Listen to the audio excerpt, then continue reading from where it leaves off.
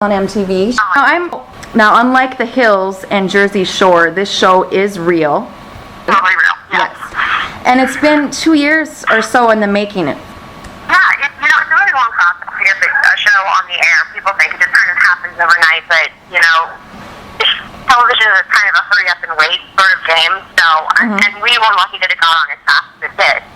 So it's going through some changes, but I couldn't be happier with the finished product. I love it. What is the filming schedule like for you? We filmed for about 8 weeks last summer, so they were pretty long days. They followed us and packed a lot of stuff each day. So we give the poor cameramen a run for their money. This show is centered around your experiences with men dating and things like that, and it's even been described by critics as the real-life Sex and the City. Can you explain to some of my readers who haven't seen the show a little bit about the premise of it and how it came to be? Yeah, we didn't set out to make a Sex and the City type show. It just sort of turned out that way. Anytime you follow 5 girls in Manhattan, people are going to say it's like Sex and the City, and I obviously am a writer, so I have that sort of narrative voice like Carrie Bradshaw does, but, we're younger and we're real. Like, Sex and the City is a fictitious show. It's not really fair to compare the two of us. We're real girls. We go through the same real-life struggles that I think every girl in their mid-20s is going through. Like, am I going to die alone? Which is, am I going to get fired tomorrow and wind up living on the street or having to call back to my parents' house? And, how am I going to deal with all of this and juggle my friendships and navigate life in a big city and somehow try to carve out, the path to my dreams, whatever those dreams may be. It's a lot to be a young woman in America today. Like, we've got a lot on our plate and a lot of expectations for ourselves. So hopefully that comes through in our show, because that was my goal, to give a voice to the smart, funny, really ambitious girls out there.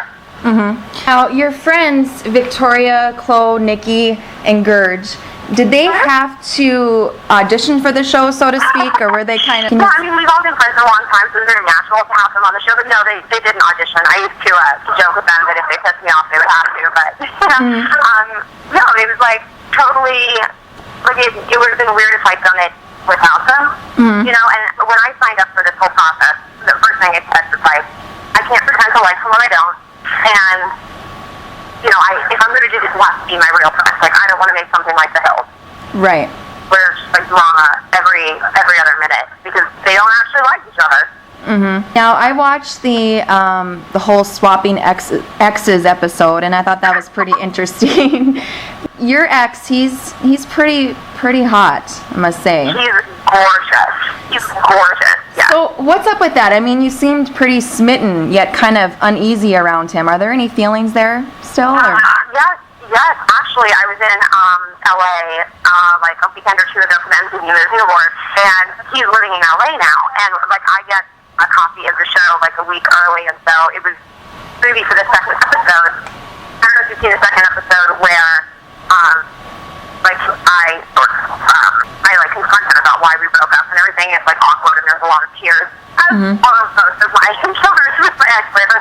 But he came over to my hotel room and we watched it together, and I was with Nikki, and she's like, "Are you gonna be okay if he comes over here?"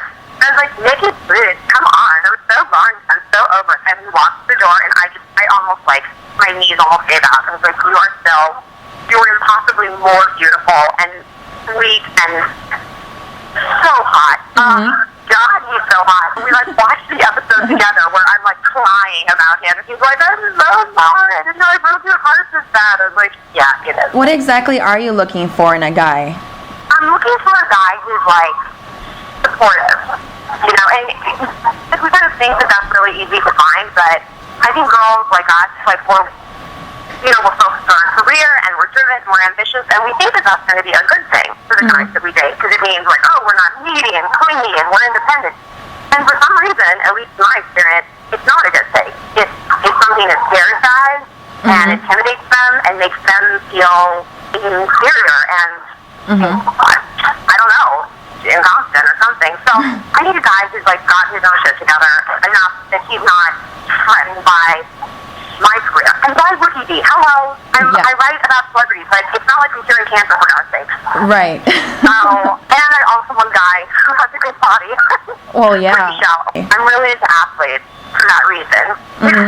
Well, yeah. They're, you know, driven and ambitious, and they've got sick, amazing abs, and I am just as superficial. What has been the most challenging part of the show? Filming it, what has been the most challenging? It was really stressful to have like your whole life suddenly put under a microscope, and it got really stressful. Like confronting Doggone and like having to see him and hang out with him, that really like wound me up. Like before I went in to confront him at that, when we had drinks, I was like crying outside. I was like, I don't want to do this. Please don't make me do this. And the producer's like, you know, she's in there waiting for you. You can't just stand in that boat in from Jersey. Like, yeah, like, you need to find out what the hell happened if you do. And I was like, no.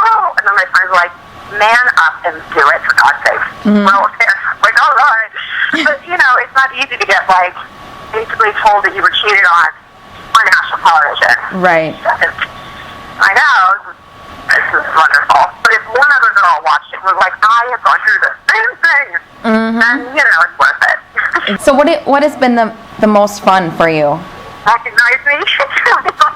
Yeah. And yeah, it's really cool. And unfortunately, people recognize me as the lamest places in the whole world, like a really lame sports bar or the gym locker room while I was changing. That was really exciting. Oh, gosh. Yeah.